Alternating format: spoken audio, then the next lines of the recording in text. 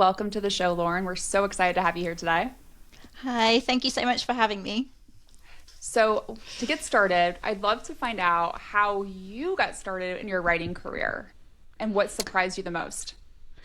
Yeah, so I actually started writing serial fiction online. So I used to write on sites like Wattpad, Radish, Tapas. So I used to post like a chapter every week, and readers would read along as I wrote. I actually wrote The Wolf King like that on a site called Radish. Um, So yeah, that was kind of how I got started. But I wrote a series on Wattpad that got quite big, and we ended up selling some foreign rights, and we optioned the TV rights, but that never kind of happened. Nothing happened. But yeah, so that's kind of how I got started, and then I got interested in indie publishing, and yeah, published a couple of books. They didn't kind of do that well, but I kind of kept going with it, and yeah, then the Wolf King happened, and it all kind of took off. So So glad it did. I love this. thank you. So, what do you enjoy the most about writing fantasy? Um, well, I might have like a bit of a controversial opinion on this, but I feel like I write more romance than fantasy. I always think of romantasy as kind of sitting within the romance genre, but you get to kind of play with some of the fantasy elements on top of the kind of the core romance, that's kind of the center of your story. So I just enjoy the magic and the mythology and all the kind of things that you can add to a romance that you couldn't do if it was just contemporary. So So, I know you mentioned being an indie author. What do you enjoy most about that? I think it's probably the element of control you get over just generally like the whole process. When you're working with the big publishers, or any publisher, they obviously they're the ones that make all the decisions in terms of what does the cover look like, what is the price going to be, whether it can be in programs like Kindle Unlimited or not. So it's kind of great to have the control over that. I think you feel a bit more in control of your success and your kind of like destiny as an author. Because as well, if things kind of don't go to plan, you can adapt and change things. Whereas I think when you're with the publishers, if something goes kind of wrong and it doesn't sell as well as they'd hoped, you're kind of that's just it is what it is. You can't Yeah. really do anything about it. Um, so that's yeah, that's probably the best element of it. Um, it's also the fact that you know what you're selling. You get paid every month, whereas with a publisher, it's every 6 months. You don't know what's coming, and yeah, there's just this element of control that's nice to have. What's the hardest part? I suppose, I guess the other side of that is that you are doing everything yourself and you have to be on top of everything. And there's obviously a lot more to it than just the writing side. So, like, it's nice sometimes just to have like a team of people that you can talk to about, like, what should we do about this? Like, what's the best marketing strategy? That kind of thing. So yeah. Oh, nice. So, okay, back to the Wolf King really quick. What has been the most exciting aspect of seeing the Wolf King series picked up in a print-only deal?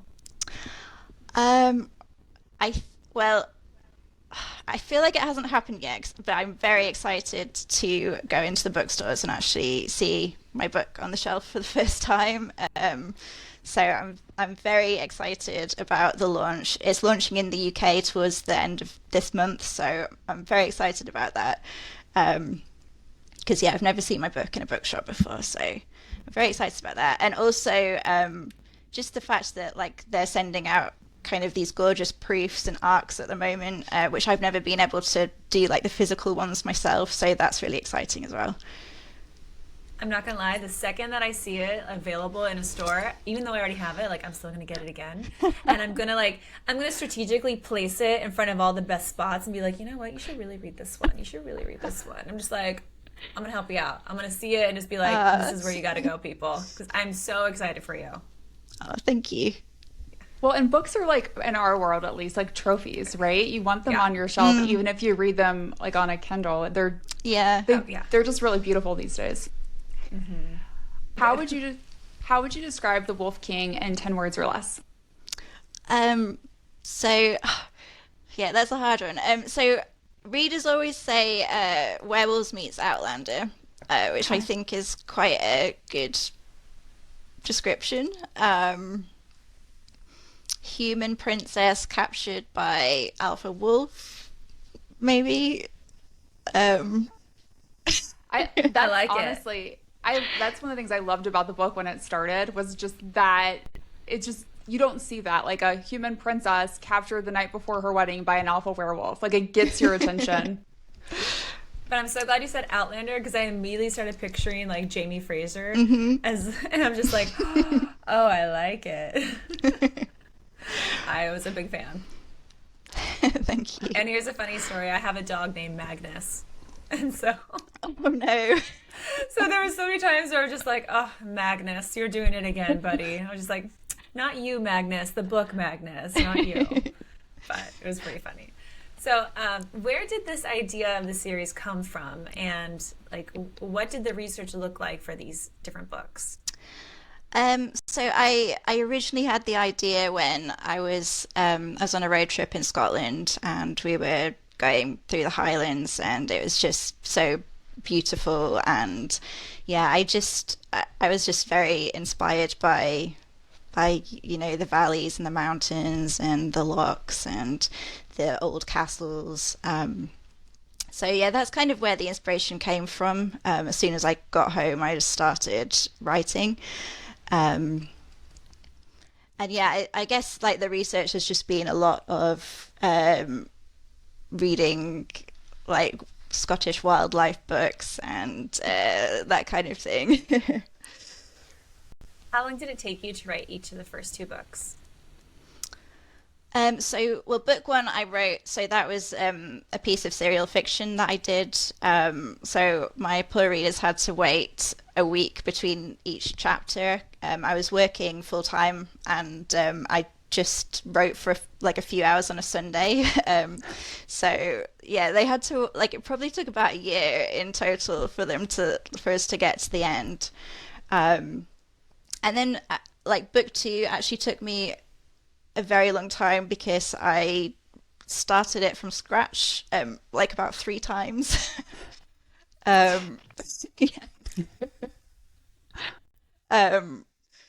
But yeah, like once I'd gotten into the flow of it, it probably took a few months, but the actual like stopping and starting, it took quite some time.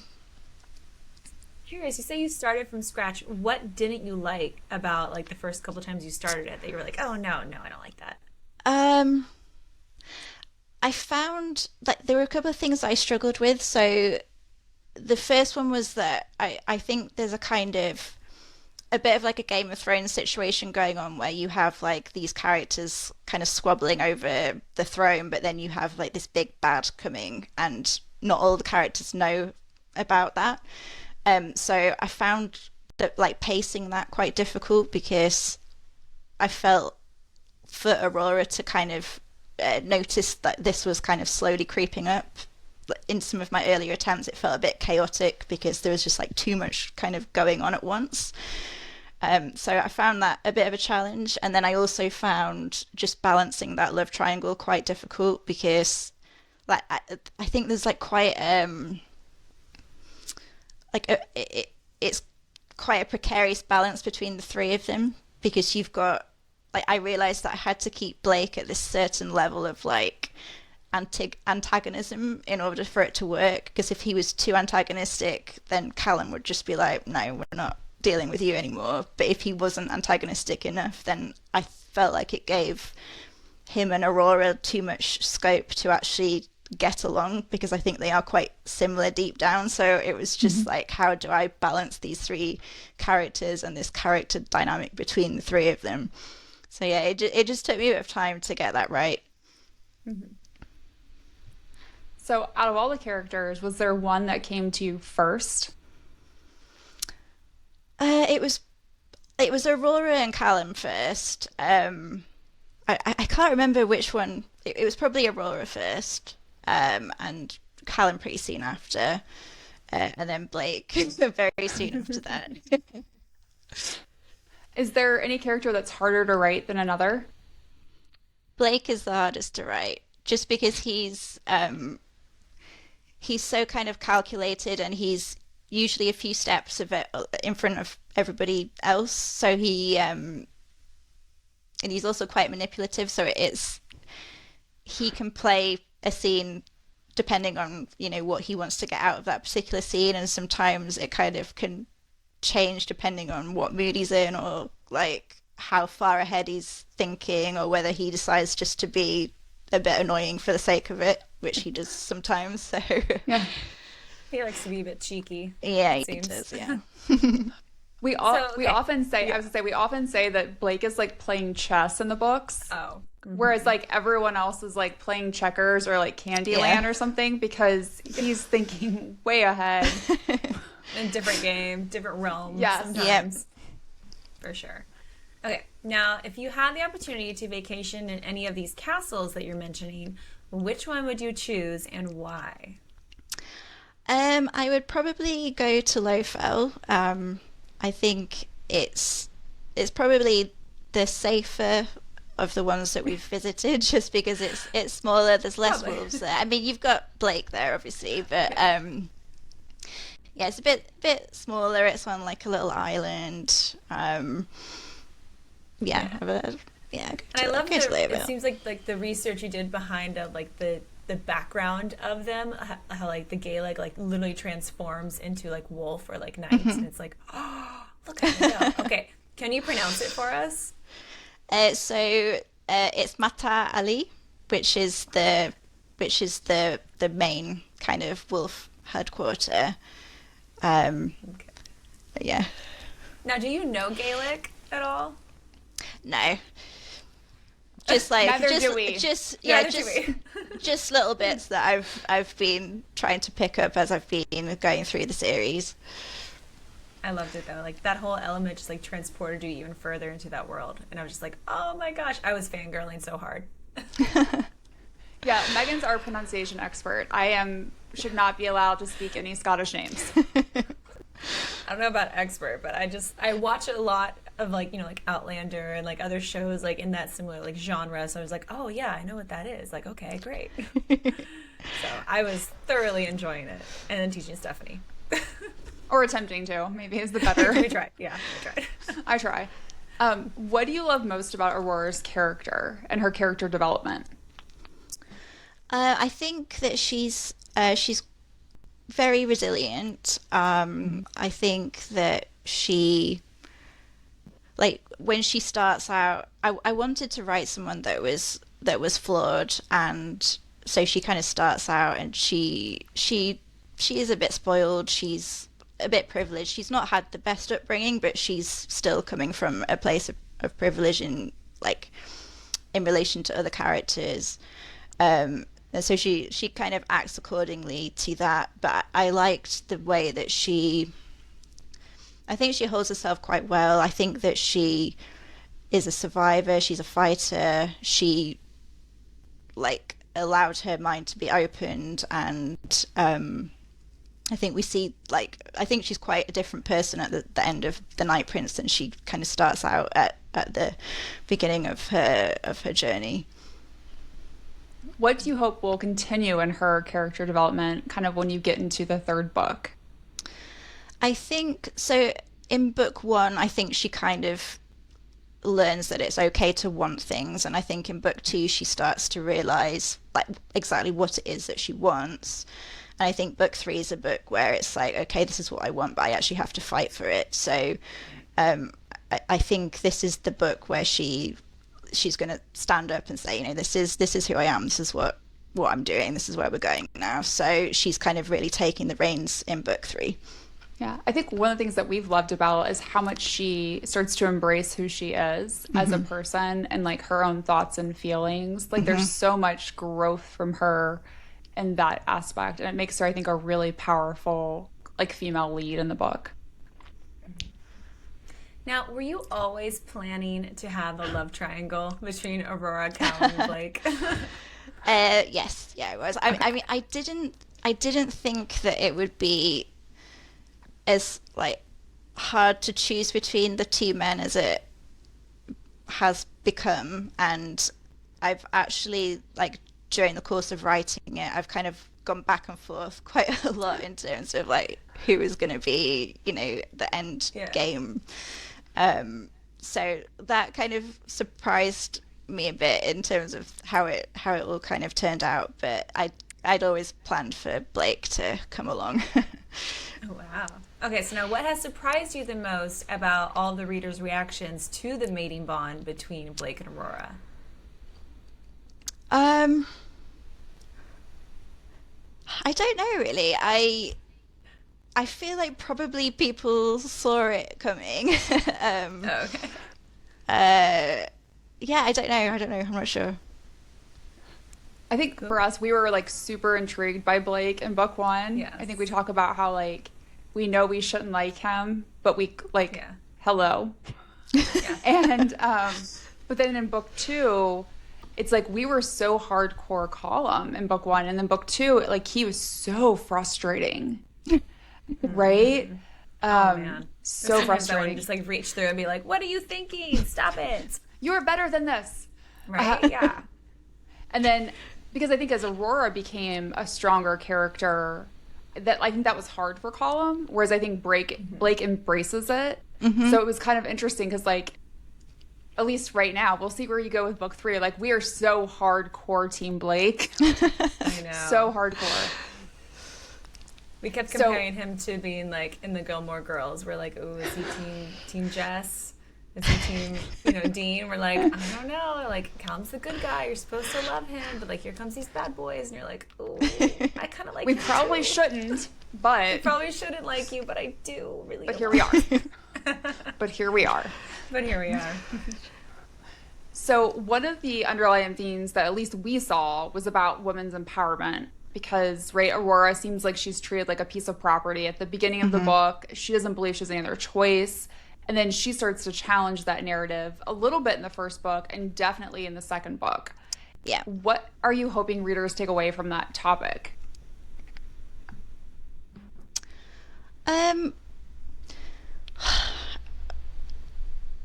not really sure how to answer that. I don't know. Was it intentional? Yeah. It was intentional. I mean, I wanted to show that journey of that kind of the self-discovery, the fighting against, something that is wrong, it's not right. Yeah. Do you think we'll see more growth from her in that area? Yes, definitely. Yes. Okay. I kind of want her to be the Wolf Queen, honestly. That's like my hope for her. I'm just like, take over the whole realm. Show him who's boss. That's my thought. And like with a man as her consort, not king. Right? She's like, or a wolf man. Well, But okay. We know where you're going. We'll see what this happens.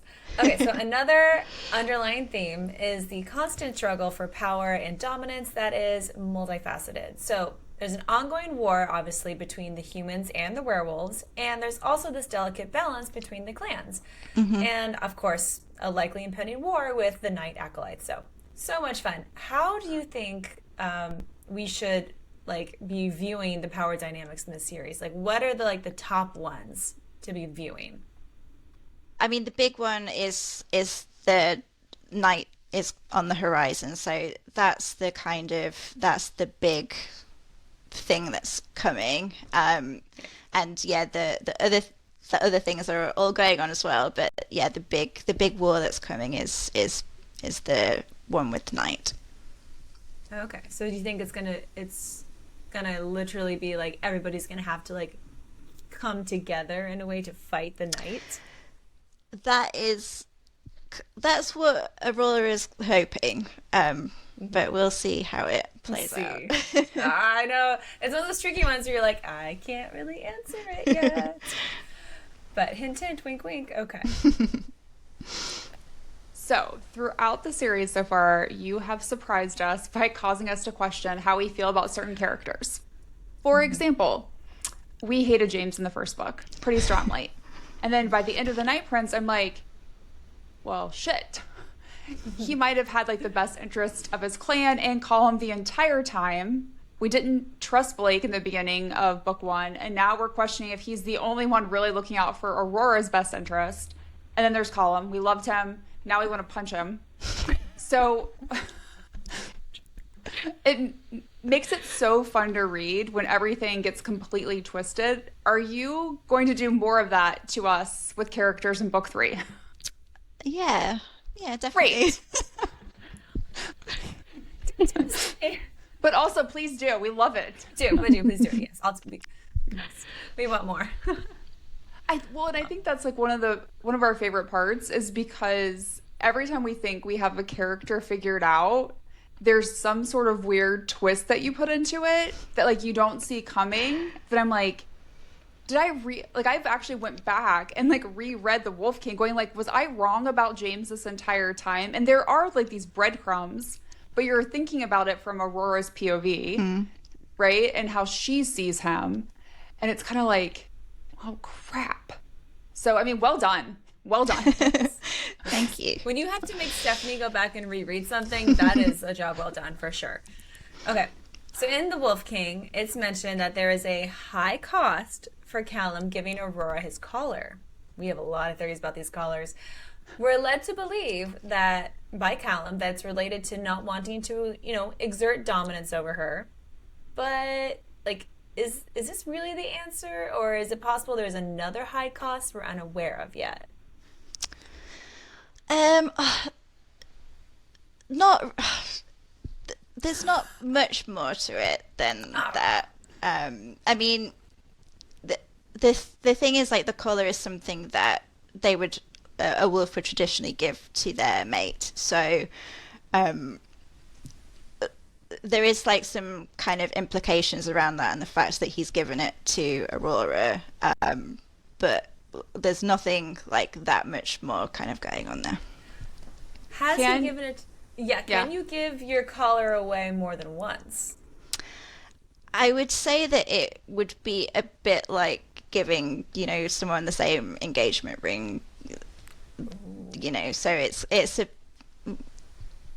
So these guys have never given a collar away before. Ooh. Okay. Very interesting. And now she has I imagined it was like a cute little like Cinderella collar, honestly. It was just like like a little like tie or something. He's so cute. Oh, okay. That's fun theories. I like that. So we have not seen much of Aurora's father in the series, minus the opening chapter.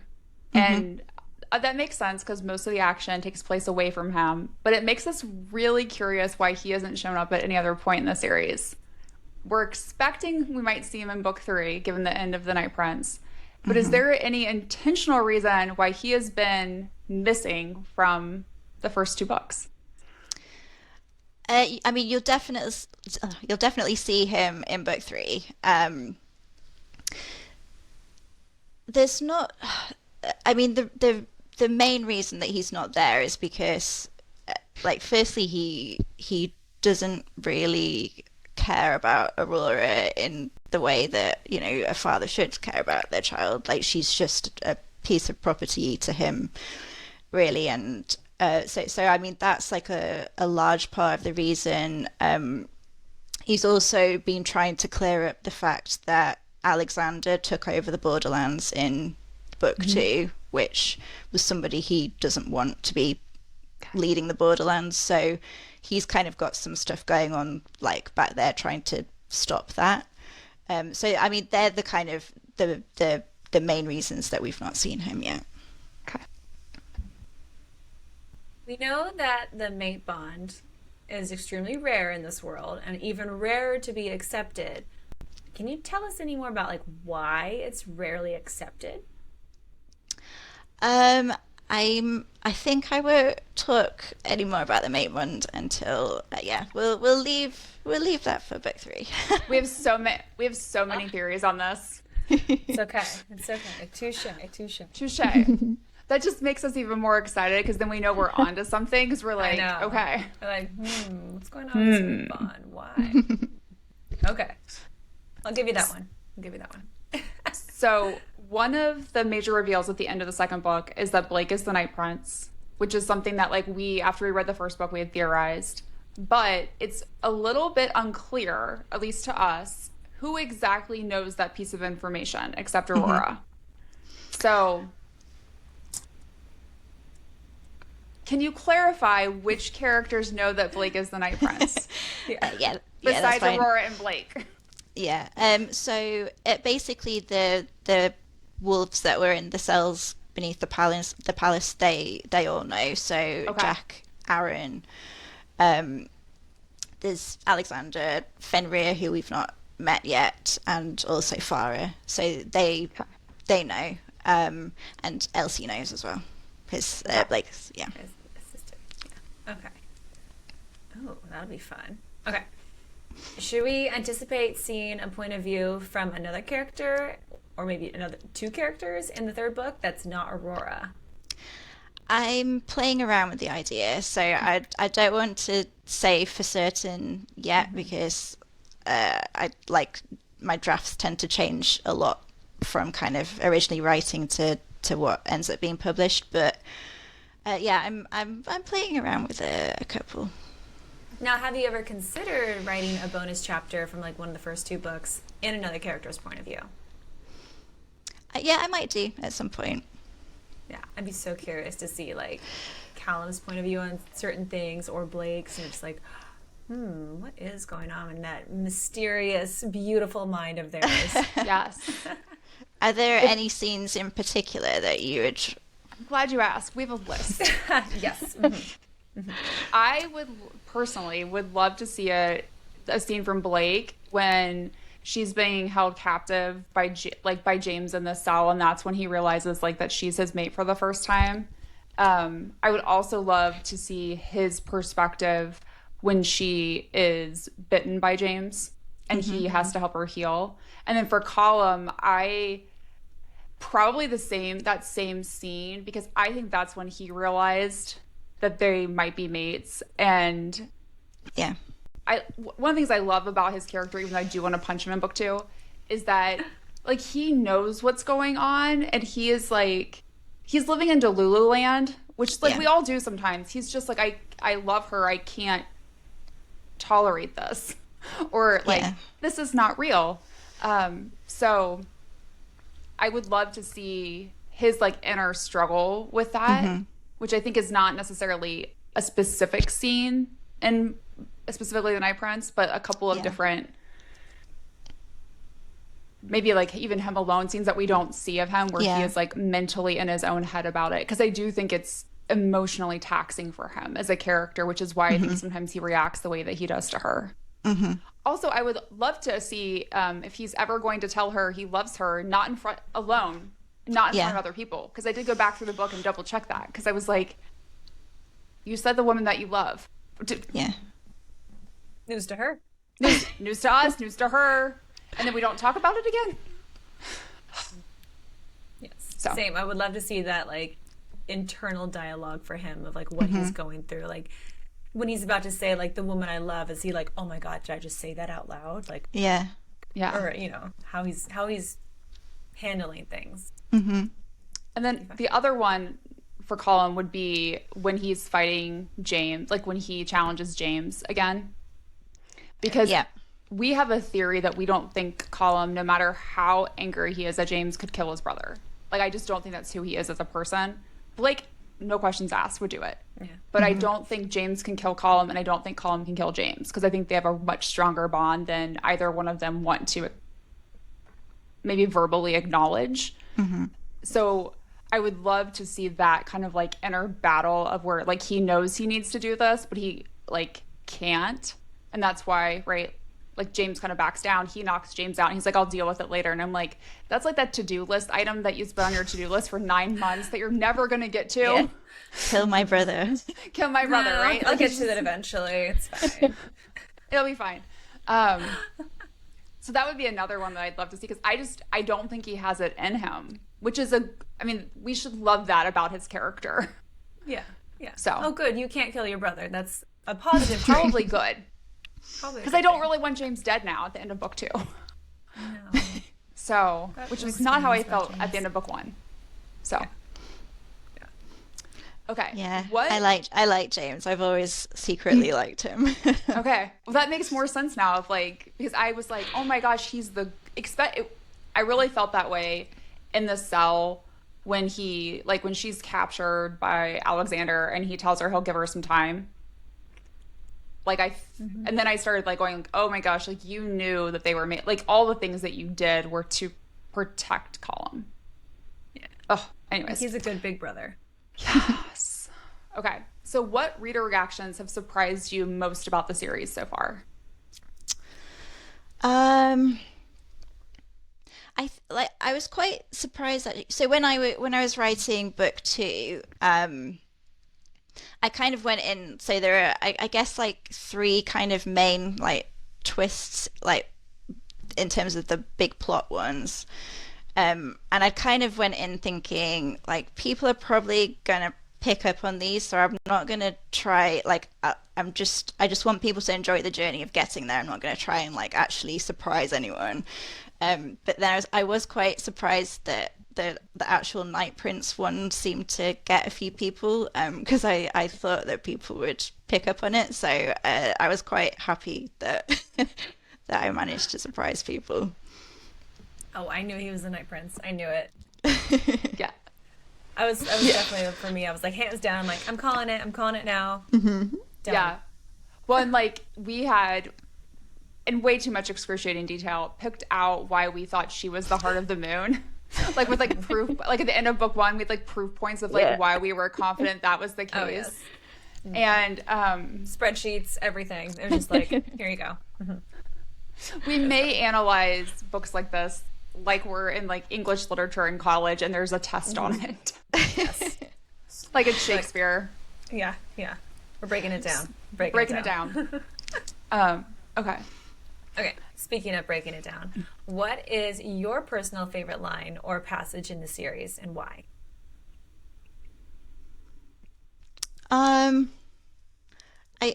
mean, we're talking spoilers anyway, aren't we? So yeah, it's probably I do like the "get your hands off my mate" line, which was kind of I feel like that was in book 2 the moment that we were kind of like getting towards. So yeah, I did like that scene, and writing that, finally getting to write that bit was pretty good. Oh.